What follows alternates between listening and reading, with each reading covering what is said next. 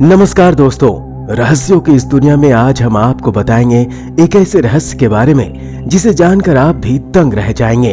वो है देश के 4 धामों में से एक बद्रीनाथ धाम के बारे में। बद्रीनाथ धाम को 8वां बैकुंठ माना जाता है, जहां सतयुग से भगवान श्री हरि विष्णु विराजित हैं। लेकिन एक दिन ऐसा आएगा कि बद्रीनाथ विलुप्त हो जाएगा।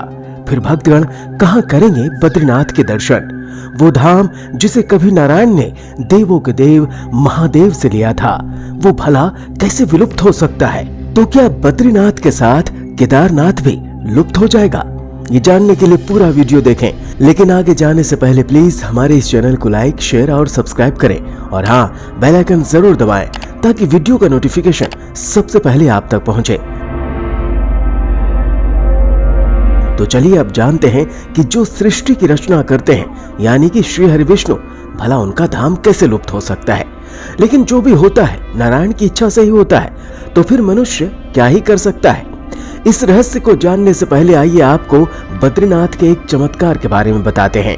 बद्रीनाथ धाम में श्री हरि 6 महीने तक योग निद्रा में लीन रहते हैं और बाकी के 6 महीने अपने द्वार पर भक्तों को दर्शन देते हैं। आप तो जानते ही हैं कि बर्फ गिरने के कारण 6 महीने तक भगवान का पट बंद हो जाता है। मंदिर के गर्भगृह में स्थित भगवान बद्री विशाल की मूर्ति शालिग्राम शिला से बनी हुई चतुर्भुज अवस्था में है और ध्यान मुद्रा में है। मंदिर के पट बंद होने पर भी मंदिर में एक अखंड दीपक प्रज्वलित रहता है। सर्दियों के बाद जब मंदिर दोबारा खोला जाता है तो ये दीपक जलता हुआ पाया जाता है। साथ ही मंदिर बंद होने पर मंदिर में रखे गए फूल भी ताजे होते हैं। ऐसा क्यों होता है आज तक कोई नहीं जान पाया, या यूं कहें कि जहां साक्षात नारायण विराजमान हो वहां क्या नहीं हो सकता। तो आइए अब जानते हैं कि आखिर क्यों लुप्त हो जाएगा बद्रीनाथ। इसके जवाब के लिए आपको जोशीमठ में स्थित नृसिंह मंदिर की मूर्ति के बारे में जानना होगा। नृसिंह भगवान मूर्ति के संदर्भ में ऐसी मान्यता है कि आदि गुरु शंकराचार्य जी जिस दिव्य शालिग्राम पत्थर में भगवान नारायण की पूजा करते थे, उसमें एकाएक नरसिंह भगवान की मूर्ति उभर आई और उसी क्षण उन्हें नारायण के दर्शन के साथ अद्भुत ज्ञान ज्योति प्राप्त हुई। भगवान नारायण ने उन्हें नरसिंह रूप के रुद्र रूप की जगह शांत रूप का दर्शन दिया। तभी से लोक मंगलकारी नारायण का शांत रूप मूर्ति जन आस्था के रूप में विख्यात है। जोशीमठ में स्थित इसी पावन मंदिर में भगवान बद्रीनाथ के कपाट बंद हो जाने पर उनकी मूर्ति को लाया जाता है और 6 महीने तक उनकी पूजा आराधना की जाती है। मान्यता है कि इस मंदिर में विराजित नृसिंह भगवान की मूर्ति का एक हाथ साल दर साल पतला होता जा रहा है। अभी वर्तमान में नरसिंह भगवान के हाथ का वो हिस्सा सुई के गुलाई के बराबर रह गया है। ऐसे में जिस दिन ये हाथ अलग हो जाएगा उस दिन नर और नारायण पर्वत आपस में मिल जाएंगे और उसी क्षण से बद्रीनाथ धाम का मार्ग पूरी तरह बंद हो जाएगा। ऐसे में भक्त बद्रीनाथ के दर्शन नहीं कर पाएंगे।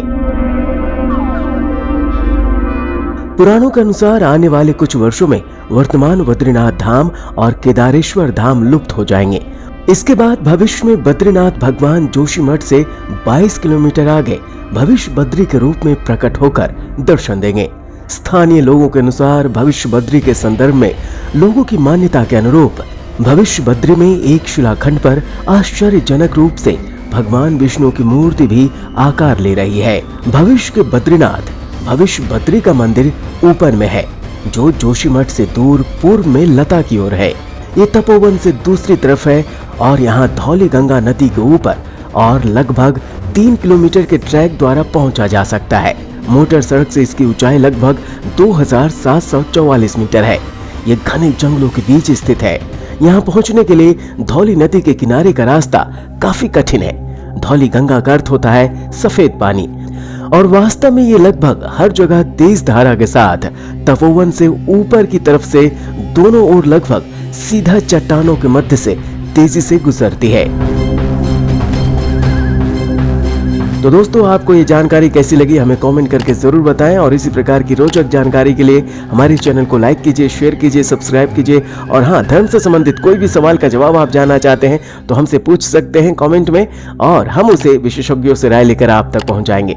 जुड़े रहिए हमारे इस चैनल के साथ। नारायण नारायण।